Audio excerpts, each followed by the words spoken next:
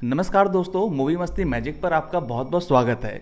दोस्तों, थंबनेल देखकर आप समझ ही चुके होंगे कि आज इस वीडियो में हम लोग बात करेंगे बैड एस रवि कुमार की। लेकिन उससे पहले आप देख रहे होंगे कि हमारे पैनल में रामअवतार भाई इस समय नहीं है। तो पहले सत्यविजय भाई से पूछते हैं कि रामअवतार भैया क्यों नहीं है हमारे साथ पॉडकास्ट में। हाँ, अभी रामअवतार भाई कुछ हेल्थ इशू से गुजर रहे हैं, तो जब उनकी तबीयत ठीक हो जाएगी तो अगले पॉडकास्ट में वो कनेक्ट होंगे। आज इस वीडियो में हम बात करेंगे हिमेश रेशमिया के बारे में, उनकी जो मूवी आने वाली है बैड एस रवि कुमार के बारे में। तो जी। ट्रेलर तो अब है, देखा ही होगा। एक ट्रेलर मैंने देखा और अगर आपको सच्चाई बताऊं तो ट्रेलर मुझे वाकई बहुत अच्छा लगा। मजाक से हाँ, मतलब मैंने इतना सोचा नहीं था। और जब हिमेश रेशमिया के जो यूएसपी है ना, गानों से ट्रेलर को उठा दिया। हाँ। गाने भी अच्छे लगे मुझे, प्लस डायलॉग वगैरह तो सब देख के ऐसा लग रहा है कि हाँ भाई मजा तो आ रही कुछ भी। ये मूवी मतलब ऐसा लग रहा है कि हिमेश रेशमिया बिल्कुल सही समय पे ला रहे हैं, जब लोगों को पता है कि ये क्रिंज है लेकिन फिर भी लोग इसको देखने के लिए एक्साइटेड हैं।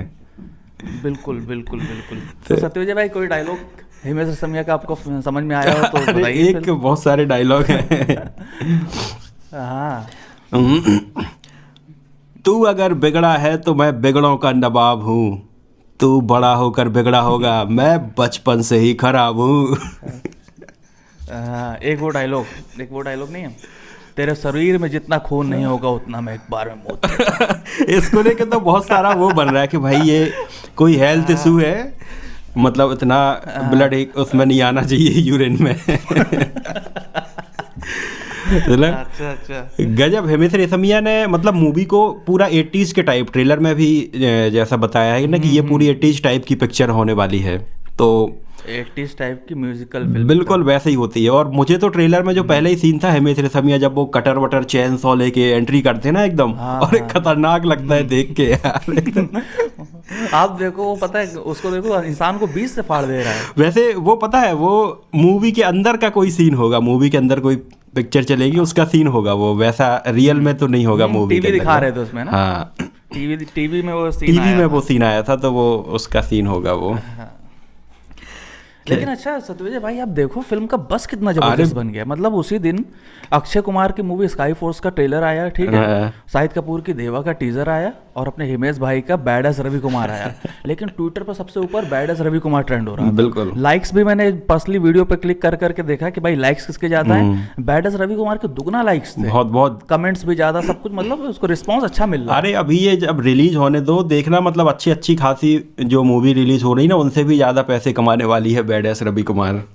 100%। मतलब आज की तारीख में आप देखो, फिल्मों को 10 करोड़ की ओपनिंग नहीं लगती। सही बात है। और ये फिल्म ऐसी है ना जो 10 करोड़ की ओपनिंग लेकर दिखाएगी। ये तो कमाएगी पैसे इससे ज्यादा ही।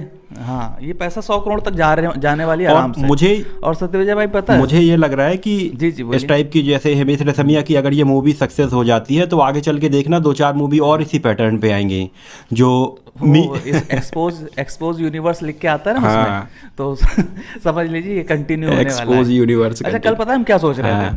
हम ये सोच रहे थे कि इंटरनेट पर 2 कैरेक्टर बहुत ज्यादा फेमस है, एक अपना बैड एस रवि कुमार और दूसरा लॉर्ड बॉबी। अरे सोचो अगर ये दोनों एक फिल्म में आ जाए, लॉर्ड बॉबी और बैड एस रवि कुमार के बीच फाइट हो रही है, ऐसा कुछ एक अलग ही सीरीज स्टार्ट हो जाए। वैसे अब पता है ये जो मतलब मूवी बनाने वाले हैं, ये लोगों के अब ट्रेंड को समझने लगे हैं धीरे धीरे कि मतलब किस टाइप की लोग चीज़ें पसंद कर रहे हैं आज के टाइम पे। तो हिमेश रेशमिया ने ये मतलब वाकई में लोगों की उसको पकड़ा है, तो उसी हिसाब से वो पिक्चर बनाई है पूरी, जिसमें मतलब उन्हें पता है कि इसको बहुत ज़्यादा ट्रोल किया जाएगा हिमेश रेशमिया की पिक्चर को, लेकिन फिर भी उन्होंने इसको कंटिन्यू किया है। अच्छा, हमें लगता है उन्होंने, उनके माइंड में पता है कब आया होगा, जब आपने देखा था एक टाइम में हिमेश रेशमिया बहुत मीम बन रहे थे द एक्सपोज मूवी से। ये डायलॉग था, तेरे शरीर में खून नहीं होगा, और 3-4 डायलॉग तो उसको लेकर बैड एस रवि कुमार को लेकर काफी मीम बन रहे थे। उन्होंने इस चीज को पकड़ के वो वाकई खेल गए। और हिमेश रेशमिया की अभी कुछ टाइम पहले इंस्टाग्राम पे कितनी रील का मीम बने, जब वो ऐसे जिम करते हुए एकदम अपने पुराने गानों पे ऐसे बाइसेप्स दिखा रहे हैं, ट्राइसेप्स, वो जो साइड कट ऐसे दिखा रहे थे। तक तना तंदूरी नाइट्स। अरे यार गजब है। हाँ भाई, लेकिन सत्यविजय भाई, मुझे खुशी है, ये मूवी अच्छा करने वाली है और हिमेश रेशमिया के लिए मजा आ रहा है कि भाई वो अलग ही जोन में लेकर जा रहा है। अलग ही जोन में जा रहा है वो बंदा एकदम। मतलब अच्छा, वैसे वैसे आपको पता है ये मूवी जो है ना, मतलब हम लोग इसका मजाक बना रहे हैं, सारी बातें ठीक है, यूट्यूब पर भी काफ़ी मतलब आप देख रहे हो ट्रोल किया जा रहा है, लेकिन ये एक्चुअल मूवी 80s की जो फिल्में रहती थी ना, उनकी पैरोडी और स्पूफ कॉमेडी टाइप की होने वाली है। बिल्कुल लंबे चौड़े डायलॉग होंगे वही है इसमें, मतलब। हाँ। अच्छे अच्छे सीन होंगे। वैसे हिमेश रेशमिया का जैसे आप देख। मतलब जो क्रेज है वो काफ़ी अच्छा था। मतलब मैंने तो उन सारी चीज़ों को देखा है। मतलब मैं जिस टाइम पे बड़ा हो रहा था उस टाइम पे हिमेश रेशमिया का ही मतलब अच्छा खासा क्रेज था, 2004, 5, 6 और 7 के आसपास। मतलब ऐसी सही बात है। हर अगर 4-5 पिक्चर में से कोई भी पिक्चर उठा के देख लो, उनमें से 3 से 4 में हिमेश रेशमिया का गाना होता ही होता था। या तो हिमेश रेशमिया गाना और गाते थे या गाना गाते नहीं थे तो उनका म्यूजिक होता था उसमें। जी जी जी। तो वो कितने बेहतरीन बेहतरीन गाने अरे थे, मतलब हमें लगता है एक दशक तक तो उन्होंने पीछे मुड़ के देखा ही अरे नहीं है। बेहतरीन, मतलब हजार। बहुत ज़्यादा था।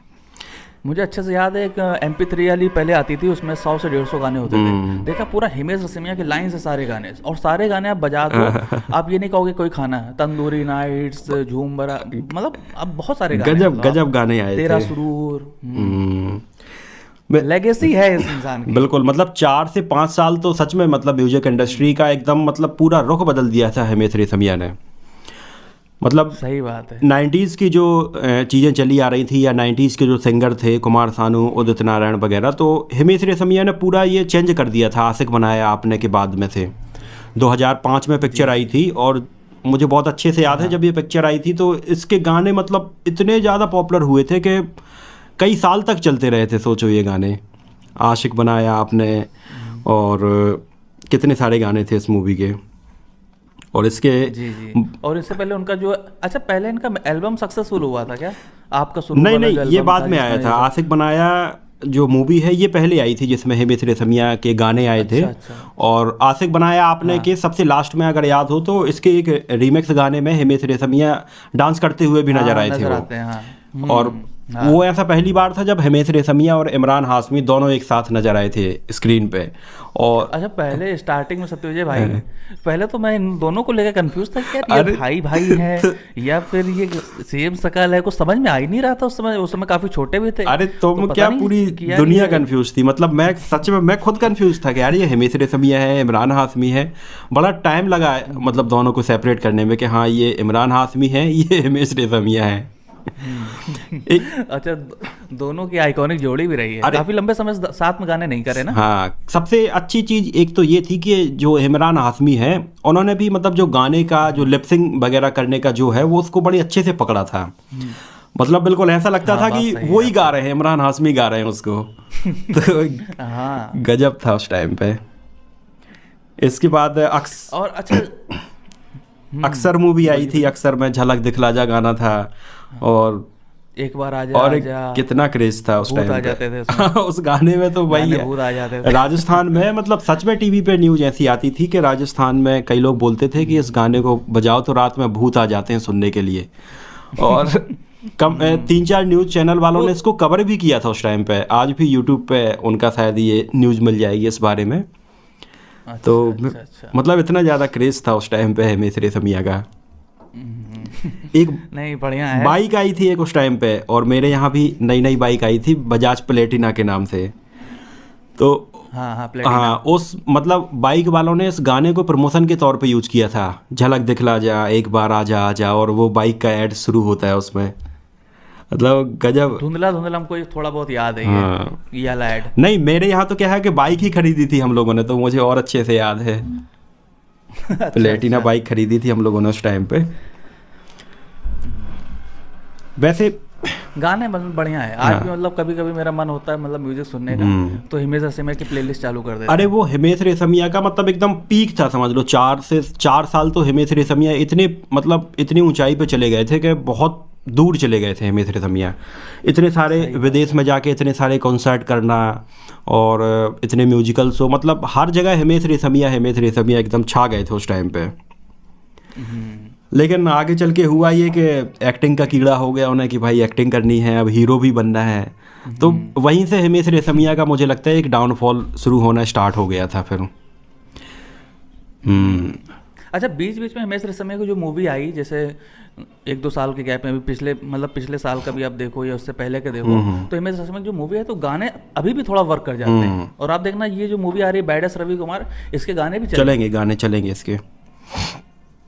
उनका म्यूजिक में मालूम है कि हाँ भाई मुझे क्या देना है, तो वो देंगे वो गाना, वो उसके चलेंगे। मूवी ट्रेलर देख रहे थे तो 3 से 4 गानों की मतलब जो हल्की हल्की झलक सुनने की मिली, ऐसा लगा कि हाँ भाई पुराने हिमेश रेशमिया की याद आ गई।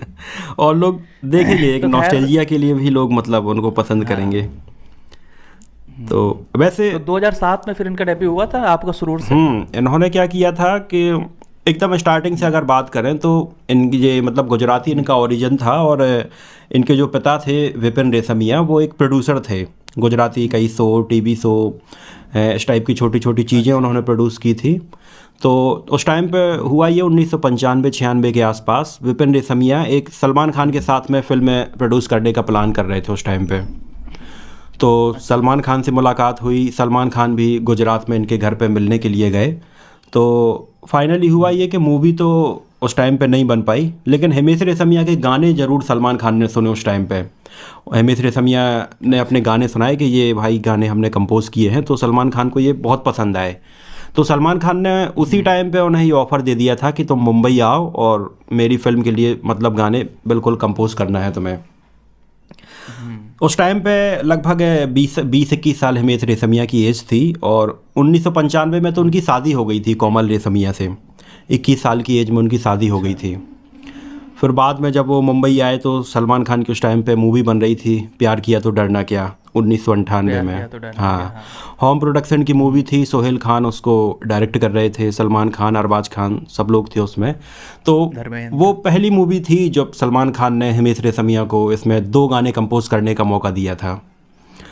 तो ओढ़ली चुनरिया ये गाना कंपोज किया, मतलब काफ़ी पॉपुलर हुआ ये गाना। इसके बाद में फिर हिमेश रेशमिया ने सलमान खान की बंधन, दुल्हन हम ले जाएंगे, इन सारी फिल्मों के लिए गाने कंपोज किए। तो मतलब एक म्यूज़िक कंपोज़र के तौर पे तो मतलब मानना ही पड़ेगा कि हिमेश रेशमिया ने इतने बेहतरीन गाने कंपोज किए कि आज भी ये गाने मतलब लोग सुनते हैं इन गानों को। सही बात है। तो ये सारा हुआ। तेरे नाम के गाने हिमेश रेशमिया ने कंपोज किए, जो मतलब बहुत ज़्यादा पॉपुलर हमें हुए अच्छा थे। ऐसा लगता तेरे नाम क्या थोड़ा टर्निंग पॉइंट साबित हुई थी बहुत एकदम पूरी तरह से, बहुत बड़ी हिट हुई थी। मतलब म्यूजिक एल्बम तो इतना सुपर डुपर हिट हुआ था कि मतलब क्या बताएं, अब हर एक गाने पॉपुलर हुए थे उसके। सत्यजीत भाई मैं आपको कल के बारे में बताऊं, तो कल मैं नहा रहा था, नहाते समय मतलब थोड़ी आदत है कि हाँ गाने बजाने की, तो मैं कौन सा गाना बजा रहा था, तेरे नाम मूवी का एक गाना है जो उस मूवी में है नहीं, चांद वाला। अरे गजब, वो तो मेरा भी मतलब बहुत फेवरेट गाना था वो। मतलब बीच में रील वगैरह में कहीं सुना था हमने, फिर मेरा मन हुआ कि यार इस गाने को सुनेंगे, तो मैंने लूप में 2-3 बार बजाया उस गाने को। बड़ा अच्छा गाना है वो। तो ये हाँ, तो ये पावर है मिस्टर समिया सर का। मैंने वो गाना सुना था इसके आगे उस टाइम पे 2003 या 4 के आसपास। मुझे याद है मेरे बुआ के लड़के के पास में एक वैन गाड़ी थी, वैन आती ना जो मारुति की वैन, तो उसमें उनके पास में तेरे नाम की पूरी सीडी थी। तो सीडी थी या ऑडियो कैसेट, मुझे एग्जैक्ट याद नहीं है। तो उस उनकी वैन में मैंने ये गाना सुना था, लेकिन जब बाद में मूवी देखी तो इसमें पूरी मूवी में ये गाना मिला नहीं। फिर बाद में मैंने जैसे तैसे पता किया, सर्च किया, उस टाइम पे इंटरनेट इतना था नहीं, तो पता चला कि यार ये गाना कंपोज हुआ था लेकिन इसमें रखा नहीं गया था। वैसे आप क्या सोचते हैं इस गाने को, मतलब इसमें क्यों नहीं रखा गया होगा? क्या ये तेरे नाम का सबसे कमजोर गाना था? कमजोर गाना नहीं था, मूवी की लेंथ की वजह से। मुझे ये लग रहा है कि ये थोड़ी हैप्पी मूड वाला गाना था ये, इस चांद का मुकाबला क्या होगा उस चांद के आगे। और ये टाइटल सॉन्ग था उसमें, अगर बीच में तुमने सुना हो तो उसमें वो बोलता है तेरे नाम जिंदगी, तो ये एक टाइटल सॉन्ग के तौर पे इसको कंपोज किया गया था, लेकिन ये हैप्पी मूड का गाना था। और अगर तुमने मूवी देखी हो तो उसमें टाइटल सॉन्ग आता है थोड़ी सैड मूड में आता है, जब सलमान खान उसमें थोड़ी, हाँ वो सैड मूड का गाना था वो टाइटल सॉन्ग। तो रामोतार भाई होते तो अभी यहाँ पे गाना गाते। बिल्कुल गजब, दोनों तीनों गाने गा के सुना देते अभी तक तो। रामोतार भाई वी आर मिसिंग यू। तो जो मूवी में गाना रखा था या सिचुएशन थी, वो टाइटल सॉन्ग की वो सैड वाली सिचुएशन थी, तो मुझे लगता है इस वजह से शायद ये गाना उसमें नहीं रखा गया था। हाँ हो सकता है, फिल्म की थीम भी थोड़ा वैसी ही थी। बाकी तेरे नाम का म्यूजिक एल्बम और मतलब मूवी तो एकदम कल्ट बनी हुई है। हमराज का म्यूजिक भी मुझे अच्छा लगा था। कौन से मूवी का? हमराज का? हाँ हमराज। अरे हाँ। हिमेश रेशमिया तो उन 4-5 सालों में बता रहा हूँ कि मतलब जितने भी मतलब म्यूजिक एल्बम उन्होंने कंपोज किए या गाने गाए, सब एकदम सुपर डुपर हिट हो रहे थे। कोई भी गाना वो गा लें उसमें। तो 2003 और 4 हो गया। उसके बाद 2005 में पहली बार वो आशिक बनाया आप में उसमें नजर आए थे। फिर उनका आशिक बनाएगा गाना, या आशिक बनाया आपने, आशिक बनाया, आशिक बनाया, कितना बड़ा ब्लॉकबस्टर हुआ अरे था बहुत बहुत चला था वो। क्या हुआ था उस टाइम पे लोगों ने एक अलग ही आवाज़ सुनी थी, मतलब इस टाइप की आवाज़ इसके पहले लोगों ने नहीं सुनी थी, तो वो थोड़ी बहुत ज़्यादा अट्रैक्ट किया लोगों को। जी जी जी। इसके बाद फिर उनका म्यूजिक एल्बम उन्होंने लॉन्च किया आपका सुरूर। उसमें दिल की सुर्ख दीवारों पे नाम है तेरा, नाम है तेरा, और तुझे भूल जाना जाना मुमकिन नहीं, तू याद ना आए ऐसा कोई दिन नहीं, I love you Sayoni, I love you Sayoni, कोई शक कोई शक कोई शक, इतनी स्टाइल में बोलता है वो। मतलब भाई क्या आइकॉनिक गाने हैं ये, कि मतलब इनका मुकाबला कभी कोई कर ही नहीं सकता, नहीं कर सकता। मतलब इन गानों का बहुत अलग लेवल पे क्रेज था, जान से पूछ ले। और मतलब हिमेश रेशमिया की जो गाने की भी स्टाइल थी ना, उसमें भी ऐसा लगता था कि भाई बंदा एकदम दिल से गा रहा है, मतलब बिल्कुल खो गया है उसमें, दिल से पूरी एनर्जी लगा के गा रहा है। मतलब देखो पूरी बॉडी से गाता, तो पूरी बॉडी से गा भले। अच्छा वो थोड़ा एक्टिंग करते हो, गाना तो पहले गा लेते होंगे, लेकिन जब वीडियो में देखते थे तो नहीं लगता था गले की नसें पूरे गाल हिल रहे हैं, मतलब ऐसा लगता है कि बंदे ने एकदम जान डाल दी। तो लोग अच्छे से उससे कनेक्ट कर पा रहे थे कि हाँ मतलब यार है कुछ गाना सुन रहे हैं उसमें। ठीक है। इसके अलावा इसके बाद एक एल्बम वो भी था तेरा सुरूर। हाँ, तेरा सुरूर, उसमें वो गाना था ना जिसमें दीपिका पादुकोण को भी लॉन्च किया था, दिल की सुर्ख दीवारों पे नाम है तेरा, नाम है तेरा। उसमें वो जीन्स की वो जैकेट पहने हुए हिमेश रेशमिया जब नजर आते हैं, उसमें टोपी पहने हुए, दीपिका पादुकोण को इससे लॉन्च किया था। कि जींस की जैकेट का लेने का सुरूर मुझे वहीं से आया था, कहाँ से आया था, लेकिन एक टाइम में बड़ा क्रेज हो गया था उस टाइम पे जींस वाली जैकेट लेनी हुआ था। अरे हिमेश रेशमिया की एक एक चीज स्टाइल आइकॉन थी उस टाइम पे। मतलब टोपी देखो, टोपियों का इतना कलेक्शन मार्केट में आने लगा था। उसके बाद में मैंने खुद टोपी खरीदी थी, सोचो उस टाइम पे इतना क्रेज था उस टाइम पे। 2-3 टोपी मतलब मैंने खुद खरीदी थी। लॉन्ग कोट का बड़ा क्रेज आया था उस टाइम पे। जीन्स वाली जैकेट। हिमेश रेशमिया की देखो माइक पकड़ने के स्टाइल आज भी अलग है, एकदम ऊपर ऐसे माइक पकड़ के, मतलब बंदे का स्वैग था उस टाइम पे। आगे चल के फिर 2007 में जब मूवी आई आपका सुरूर हंसिका मोटवानी के साथ में, तो बड़ा क्रेज था मूवी का उस टाइम पे कि भाई हिमेश रेशमिया की मूवी आ रही है। गाने वाने तो ऑलरेडी उसके काफ़ी पॉपुलर हो गए थे। और ये देखो मूवी का क्लैश हुआ था आवारापन और अपने जैसी मूवी के साथ में। हाँ मतलब दोनों इतनी बड़ी मूवी और आप ये देखिए अपने में गाना भी हिमेश रेशमिया ने दिया अपने में गाना भी हिमेश रेशमिया का था इतना ज़्यादा क्रेज था बंदे का। तो उस टाइम पे लेकिन अच्छा ये जो मूवी थी हिमेश रेशमिया की डेब्यू फिल्म, ये इसने ठीक ठाक कर लिया था, सेमी हिट हो गई थी ये मूवी मतलब उस टाइम पे हिट हो गई थी। सोचो बहुत सारे लोग मतलब हिमेश रेशमिया को देखने के लिए गए थे।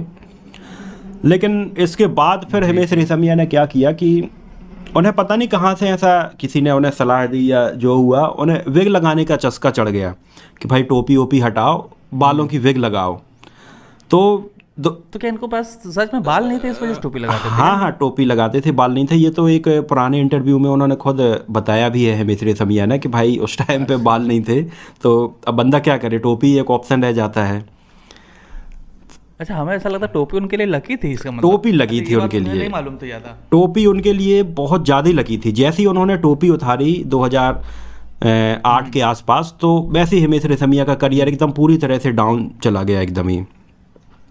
और ऊपर से उन्होंने होता है अच्छा कुछ एक्टर का ऐसा होता है ना कि किसी के जैसे बॉबी देओल के केस में कहते हैं जैसे बड़े बाल कटाए, हिमेश रेशमिया के केस में कहते हैं कि भाई जैसे इसने टोपी उतारी मतलब लोग पकड़ लेते, कुछ ना कुछ पकड़ लेते, बोलने लगते होंगे ऐसा। और हिमेश रेशमिया ने तो पता नहीं, चलो टोपी उतारी भी, चलो ठीक है, थोड़ी अच्छी विग लगवा लेते। वो कर्ज में देखिए ऐसे अजय देवगन के स्टाइल, ऐसे बाल बिल्कुल पूरे माथे पे आ रहे हैं, लंबी वाली, वो बिल्कुल ही सूट नहीं हो रहे थे, मतलब उनके चेहरे के ऊपर बड़े गंदे लग रहे थे वो देखने में।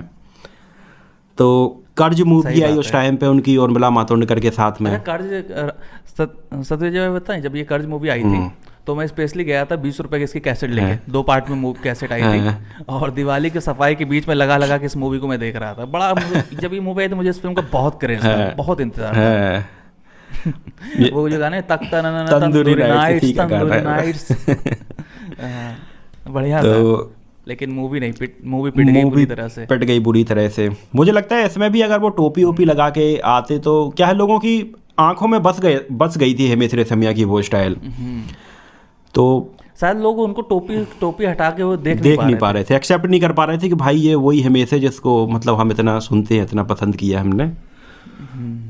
बाकी इसीलिए सत्यविजय भाई मैं भी टोपी नहीं हटाता हूँ सत्यविजय भाई। अरे हो सकता है मतलब टोपी लकी होती है भाई, हिमेश रेशमिया को तो देखो कहाँ से कहाँ पहुँचा दिया था।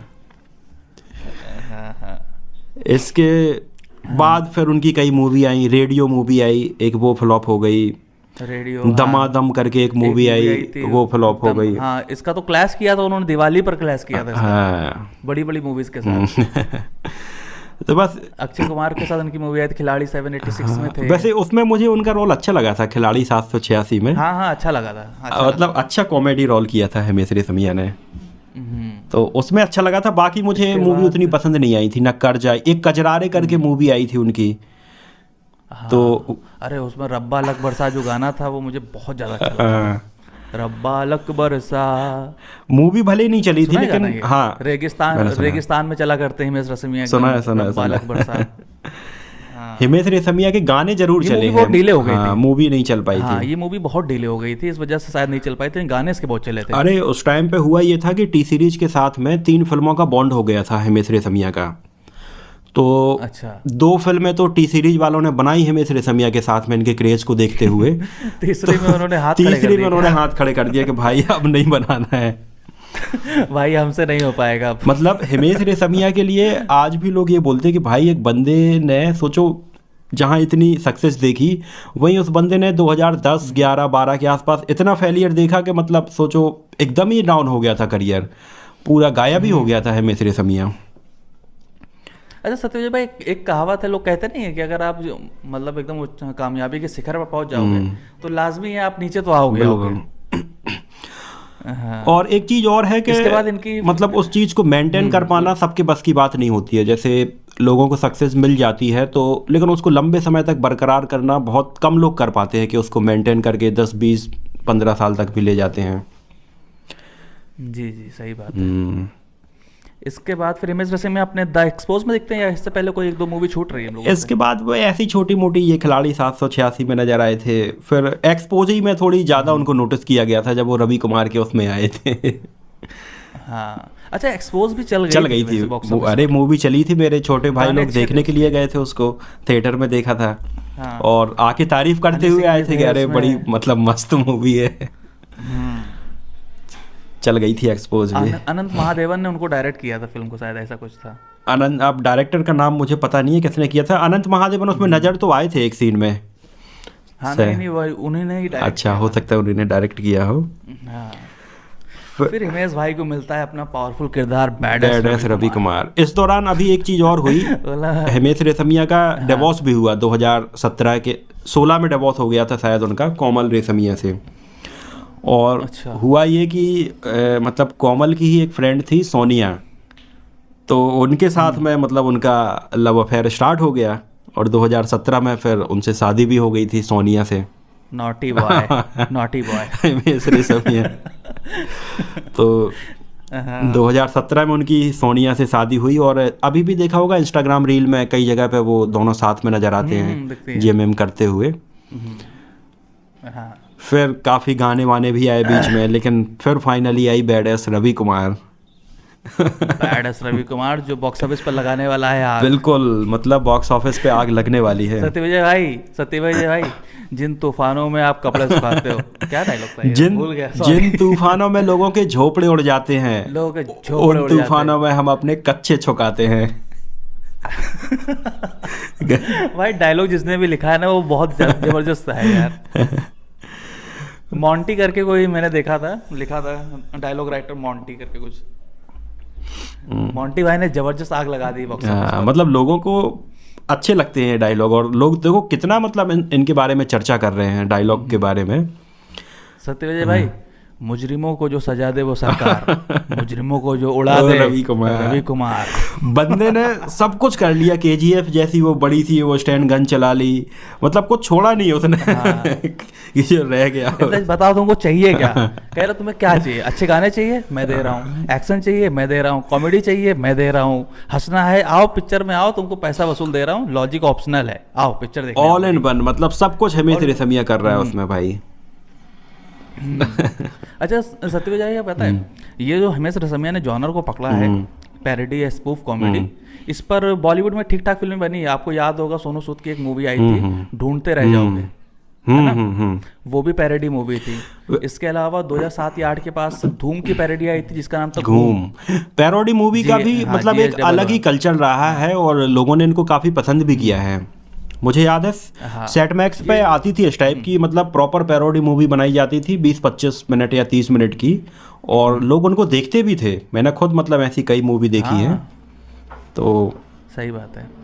एक पैरोडी की तो रामगढ़ के शोले आई थी, सोचो 1991 में। अब रामगढ़ की शोले, उस डुप्लीकेट शोले भी थी। उस मूवी में सोचो खुद गब्बर सिंह ने अपना रोल निभाया था, अमजद खान ने उस टाइम पे, सोचो उस मूवी में उन्होंने अपना खुद का रोल निभाया था। तो कितना ज़्यादा क्रेज था उस टाइम पे इन मूवीज़ का। उस समय तो पैरोडी लिए एक्टर आ चुके थे, गोविंदा का डुप्लीकेट, सबका डुप्लीकेट, हर फिल्म में उनकी एक तरह से पैरोडी करते थे, सबके डुप्लीकेट थे। अरे मैं अभी बताऊं, एक त्रिमूर्ति मूवी की पैरोडी बनी थी तीन मोती के नाम से। तो मेरे वीडियो में एक हाँ एक बंदे का तीन मोती, उसका बहुत कमेंट आता है कि भाई इसके अननोन फैक्ट का वीडियो बनाओ, इसके अननोन फैक्ट का वीडियो बनाओ। तो मैं उसको इतनी बार बोल चुका हूँ कि यार एक तो मतलब मूवी ऑलरेडी पैरोडी है, तो बहुत सारे लोगों ने नहीं देखी होगी, अब उसके भी मैं अननोन फैक्ट बताऊँ तो कितने लोग उसको देखेंगे।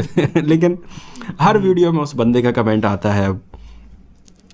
सही कहा। ये जॉनर जो है स्पूफ या पैरोडी फिल्म है, ये जॉनर एक तरह से बॉलीवुड में थोड़ा सा दरमरा रहा था, मतलब ज़्यादा फिल्में बन नहीं रही थी। लेकिन हिमेश रेशमिया इसमें एक आइकॉनिक मूवमेंट लेकर आएंगे, आप देखना इसके बाद फिल्में बननी स्टार्ट हो जाएंगी। ये साउथ में अगर आप देखो तो एक एक्टर है, उसका नाम है संपू नरेश बाबू। उनकी फिल्में, साउथ की फिल्मों की वो रहती, पैरोडी रहती। हालांकि अच्छा पता है, इन पैरोडी फिल्मों को जो इधर के यूट्यूबर्स हैं वो उसको पता है किस तरह से ट्रोल कर रहे थे।